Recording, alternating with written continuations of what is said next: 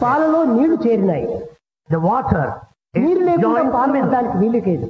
And the milk cannot exist without water. కానీ ఆ నీరు పాలతో చేరటం వల్ల పాలు ఎంతనో ఆనందాన్ని అనుభవిస్తాయి.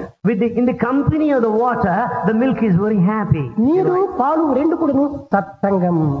The combination of milk and water is satsanga, good అది company. ఏ సరైనటువంటి స్నేహము. That is true ideal friendship. అట్టి శాశ్వతమైనటువంటి స్నేహాన్ని నిరంతరం కూడాను కాపాడుకుంటూ రావాలి. We should sustain this permanent friendship. కానీ ఈ స్నేహము ఏ విధంగా ఉంటుందో మీరు అర్థం చేసుకోవాలి. You have to understand how that friendship lasts. పాలను స్టవ్ పైన పెట్టి కాంచినప్పుడు And once you boil the milk, keeping it on the stove, అందులో ఉన్నటువంటి నీరంతా కూడా ఆవిరైపోతుంది. all the water gets transformed into vapor. ఆ నీరు తనను విడిచిపోయింది కదా అని పాలు భరించుకోలేక తన జీవితాన్ని అగ్నిలో వేయడానికి సిద్ధమవుతుంది. The milk cannot bear this separation because water is lost by way of vapor, so it boils and jumps into the ఈ fire. పాల నుంచి నీరు వేరైన తక్షణమే పాలు పొంగి పొయ్యిలో పడిపోతాయి. The moment water gets itself separated out of నాకు the ఈ milk, the milk స్నేహితుడైనటువంటి జీవితం jumps నాకు into the fire. అక్కర్లేదనుకుంటుంది. It feels that it cannot lead the life of separation. కనుక ఈ సపరేషన్ కు తాను ఏమాత్రము సంతోషించదు. He is not happy with this separation either. తక్షణమే కొన్ని నీరు తీసుకుని ఆ పాల పైన వేసినప్పుడు అది చల్లారిపోతుంది. The moment you sprinkle some water on the boiling milk, it gets pacified.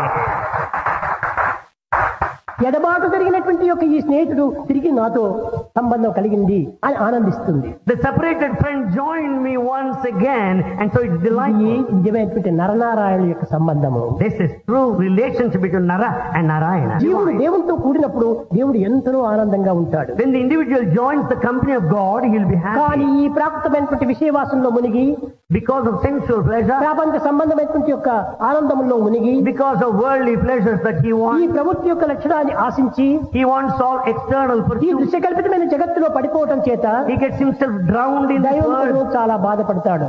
and he feels so sad, has అయ్యో been away నన్ను from God. వదిలిపోయినాడా ఈ జీవుడు. God feels so sad that the individual left him.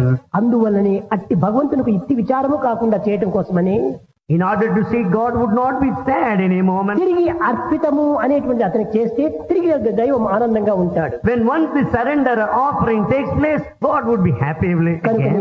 బొగ్గు అజ్ఞానము, And the coal is ignorance. అగ్ని జ్ఞానము. Fire is wisdom. జ్ఞానాజ్ఞానములు రెండు చేరటమే కాకుండా It's not the combination of దైవ wisdom and ప్రేమ ignorance. అనేటువంటి ఒక గాలి కూడా వీచిందంటే దైవము ఒక్కటైపోతాడు. In addition to the combination of ignorance and wisdom, the fire ఈ and the జీవుడు coal, దేవుడు that will ఒకటే stand of the అయిపోతాడు. divine law. జీవుడు దేవుడు ఒకటైపోతాడు. Then the individual becomes బింబ one ప్రతిబింబం with రెండు God. ఏకమైపోతాయి. The reflection becomes one with object. కానీ జీవుడు బాధపడటం లేదు, కానీ దేవుడు చాలా బాధపడుతుంటాడు. Individual is not feeling sad, but God is feeling దేవుడికి sad. బాధ ఏమాత్రము లేదు. And in fact, there's no sadness at కానీ all. But తన యొక్క మిత్రుడు తనకు దూరం అయిపోతున్నాడే అనేటువంటి బాధ మాత్రమే ఉంటుంటాడు. God feels sad because his friend, the individual, is cutting off ఈ himself from him. జగత్తులో మనకు శాశ్వతమైనటువంటి మిత్రుడు భగవంతుడు ఒక్కడే. There's only one permanent friend in this world, God ఈ only. లౌకికమైనటువంటి ఫ్రెండ్స్ అంతా కూడా hello hello how are you good bye దీంతోనే మనం ముగిసిపోతుండాలి. All worldly friends limit themselves with these three things. Hello, how are you? Goodbye. కానీ భగవంతుడు hello అనడు, how are you అనడు, గుడ్ బై అని చెప్పడు. God will never say, hello, how are you? Goodbye.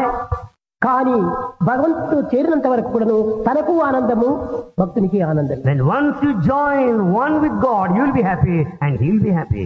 కానీ ఎడబాటు జరిగినప్పుడు భగవంతుడు చెప్పడు కానీ బాధపడుతుంటాడు. When there is separation, God would not stay, but he feels sad. ఎందుకు ఈ జీవుడు ఈ విధమైన పెదమార్గం పడుతున్నాడు? Why the individual is going in wrong ఎందుకు ఈ path? సత్యాన్ని మర్చిపోతున్నాడు? Why has he forgotten? దివ్యత్వానికి దూరం అవుతున్నాడు, Why has he distanced from పవిత్రతను divinity? కోల్పోతున్నాడు Why has he lost అని sanctity? తాను చాలా బాధపడుతుంటాడు. So feeling he feels ఇది very కూడా sad. భగవంతుని నిమిత్తం కాదు, It's not for his own. భక్తుని నిమిత్తమే.